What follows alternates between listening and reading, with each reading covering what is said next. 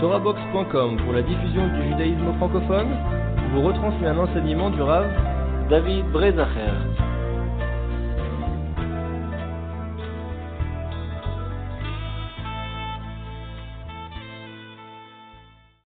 On va voir un petit enseignement concernant donc la Seret Metshuva et la manière de se préparer à Yom Kippour et mériter la miséricorde de Yom Kippour.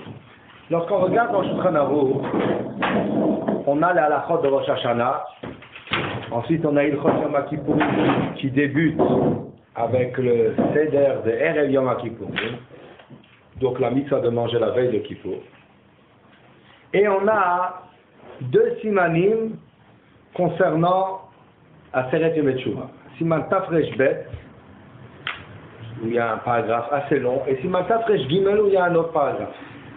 Dans Siman Tafresh Bet, il y a écrit comme ça, Sidrei Yom Tshuva. Donc comment il faut organiser les jours de repentir. Au Bosé Ifechad. Haga ou Mitanim le Machorat Rosh Hashanah, Boutanit Tzibur. Le Rama, il commence, il introduit, parce que on l'a mentionné seulement dans la Ilchot Ta'aniyot de Tisha B'Av et des 4 jours de jeûne qui correspondent donc à la destruction de Beth Amikdash. Alors il vient, il nous dit, le lendemain de Rosh Hashanah, on jeûne. Et c'est un jeûne public, c'est-à-dire obligatoire. B'chol hayamim sheben Rosh Hashanah le Yom Kippourim, dans tous les jours qui entre Rosh Hashanah et Kippour, marbim bitfilot ou tachanunim.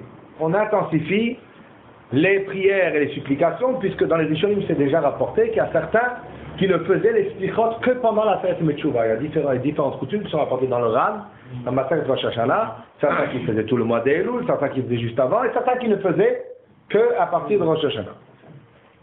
Hagav omrim avinu malkeinu erev aboker, on dit avinu malkeinu matin et soir, milvad b'shabbat par le Shabbat, selon les avis.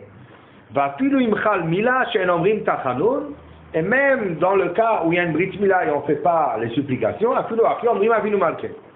V'omrim b'chol yom shlosha pamim vidui kodem alot hashachar, milvad be'erev yom kippur shamru oto el hapam achat, et certains ont l'habitude de réciter le vidui 3 fois dans les stichot, d'ailleurs ils sont imprimés 3 fois, mais la Rizal il dit qu'il vaut mieux pas le répéter 3 fois, le dire seulement une fois, et Rebbe Simon dit seulement une fois. Ve'en, etc.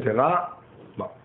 En mekachin alvanan motzi yom kippour, on a l'habitude de ne pas faire le birkat alvana, donc la sanctification de la nouvelle lune, jusqu'à motzi yom kippour, bien que d'après le Grand Vila d'Afka, il faut rajouter des mérites, et on le fait avant Yom Kippour, mais l'habitude on est tendu, et il faut un moment de joie, et c'est Motzi Yom Kippour qu'on fait Birkat Alvana.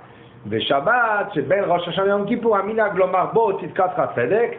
Et maintenant, l'habitude est, dans le Shabbat, quand Rosh Hashanah et Kippour, de mentionner le Tziduk Kadin, puisque c'est des moments de jugement. Ensuite vient le Mishnah Berurah, le Mechaber, c'est ma Tafresh Gimel, et là on va le revoir. Et il nous dit la chose suivante, Tafresh Gimel, Bosé Ifecha. Donc le Mechaber est extrêmement court, et il y a un ajout du Rama. Le Mechaber il dit, Asmi shenonizar mipat shel kutim baseret yemet shuba tarich lizer. Même celui qui n'évite pas de manger du pain non allumé durant toute l'année, ce sera bien que le pain soit allumé pendant les aseret yemet shuba. Ça c'est comme ça qu'il rapporte.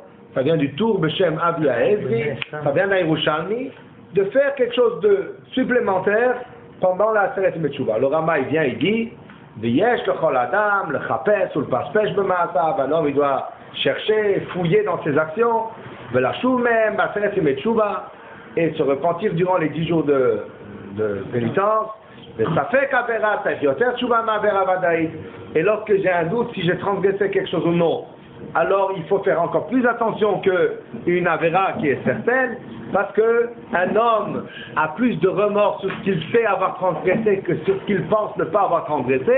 Et la preuve, c'est que dans la halakha, le prix du hacham, le prix du hacham taloul, il est plus cher que le korban khatat. Donc le korban khatat, c'est ce qu'il en met pour une faute qu'il sait qu'il a par inadvertance, involontairement, il a transgressé le Shabbat, il doit emmener un korban khatat. Hacham taloul, c'est lorsqu'il a un doute.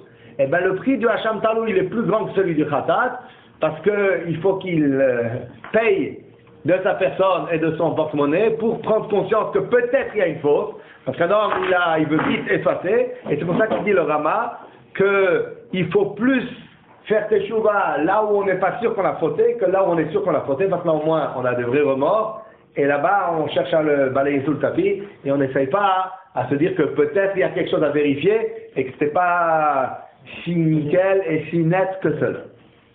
Alors maintenant, nous, ce qu'on va s'arrêter, c'est sur cette halakha que le Mechaber cite au nom du tour, Beshem Abi Ezri, Beshem Yerushalmi, qu'il y a lieu, durant cette période-là, donc c'est distribué par 2 feuilles, durant cette période-là, de prendre sur soi quelque chose qu'on n'a pas l'habitude de faire le reste de l'année.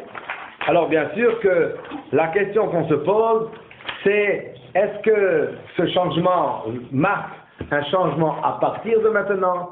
Est-ce que c'est un changement temporaire? Et à quoi rime un changement qui en fin de compte est temporaire? Puisque je vais peut-être cuire mon propre pain pendant la Seder Teshuvah, et le lendemain de Kippour, je vais retourner acheter le pain qui n'a pas été allumé. Allumé, c'est pas le sac en pain.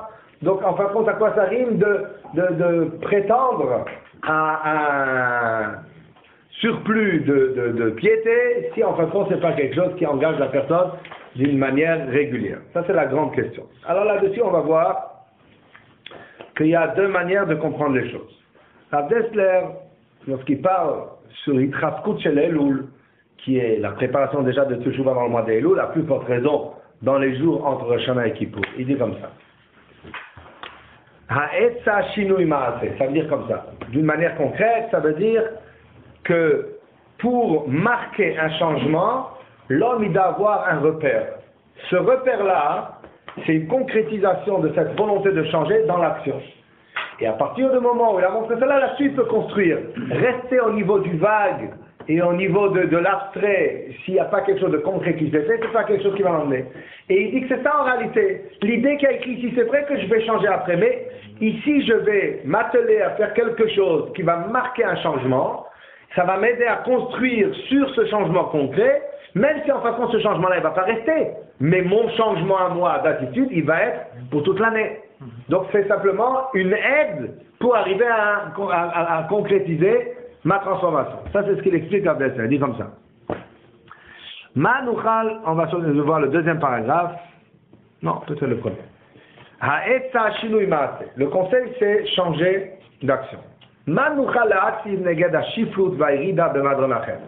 Qu'est-ce qu'on peut présenter devant la bassesse et la chute dans la pente de la faute, puisque malheureusement il y a Avera Goret Avera, il y a un processus d'effet de boule de neige et d'avalanche, que lorsqu'on se laisse aller, une chose entraîne l'autre. Le conseil qui est donné,